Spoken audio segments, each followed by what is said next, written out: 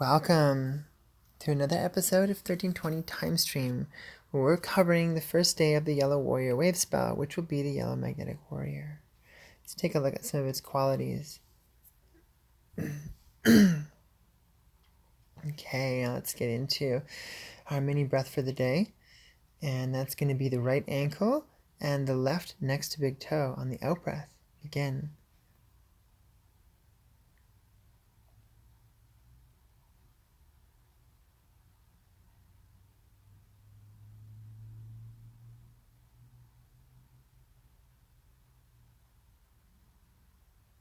Okay.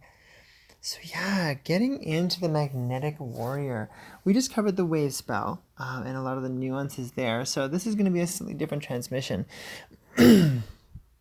Magnetic Warrior. The magnetic energy is really all about that unification.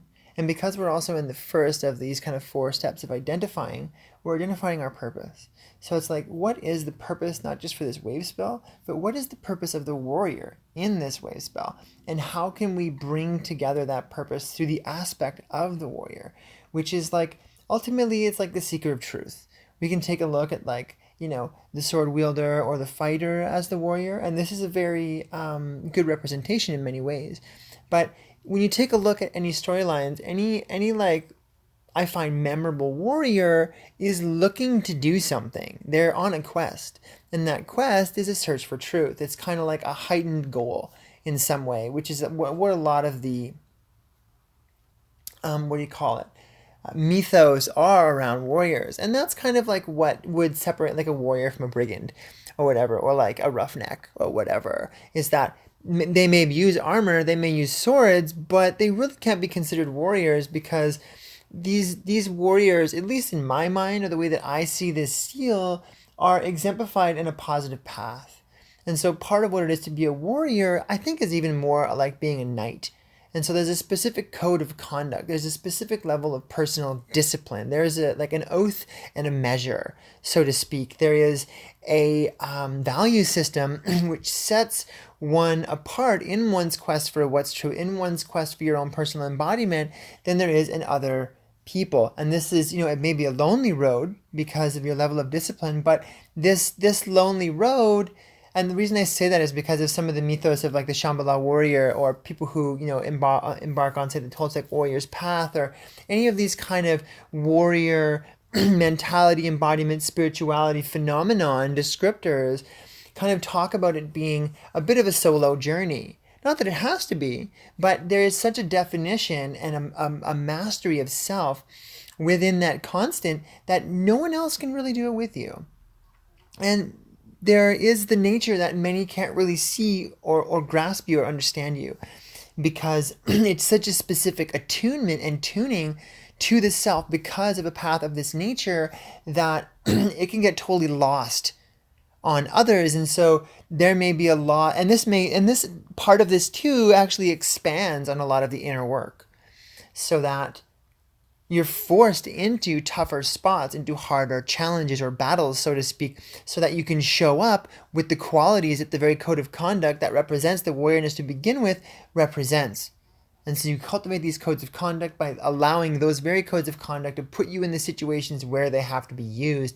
And so these things are going into the self in such a way as to, or they exemplify kind of like a path of illumination or a path of enlightenment. And, for me, this is the path of the spiritual warrior. And it may be very different from the path of, say, the physical warrior, the knight in shining armor, which may not have that level of intelligence, but may have very much like a paladin or a king's knight or a queen's knight or whatever, who do have this oath, this code of conduct that they observe. And that's what gives them their status, it what gives them their quality, and it's what ultimately just makes them a good person.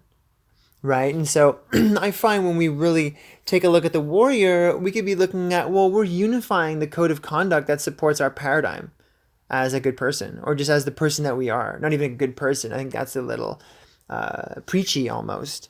That, you don't have to be defined as a good or a bad person. You're just you. And it's up to you to know what that unique you is and what that code of conduct is. And your sword is like your ability to go into those questions. It's your ability to cut into the darkness or cut into the thick of confusion, like the bramble bush, so to speak, or like a machete in the jungle. Not that the forest spirits really like that or anything, but as an analogy, to get through that wasteland of one's own personal mind or one's own personal conditionings or one's own personal fears. And so the warrior today is really helping us unify the aspects that can help us really see what's going on with that. As we come into that, what are our challenges kind of energy tomorrow, and then how do we be in service, and then how do we define and give it form kind of energy. So today, that's all we really have to do. We were recognizing the warrior's energy, and we're really gathering what is our purpose, identifying, bringing that primary and primal identity to the aspects that are supporting how this energy is showing up in your life and how you want to show up as it. Because showing up as it, recognizing these traits in you, also allows you to be in synchronym with the cycles at large. One thing is to be being affected by a cycle, like jumping into a moving river and then being swept along. Or the other one is to be like, well, I'm going to be in the river, but I'm going to channel my inner fish and go with the flow and not be just bashed up on all the rocks, even though I know it's, oh, I'm in the river cycle and I'm being just thrown about like a rag doll.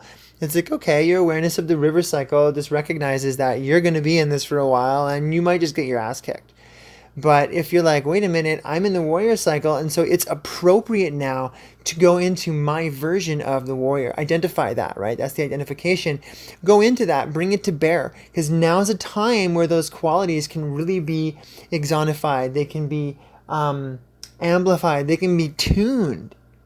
Anything that may be jagged or undesirable, and those aspects that you want to run away from that are part of your warrior can be tuned, maybe turned more into the protector, the space holder, these other more holistic and wholesome aspects of warriorship, which take the war and the worry out of the warrior, or like the warmonger kind of energy. So I'm going to leave that here. That feels good. And stay tuned for the affirmation section.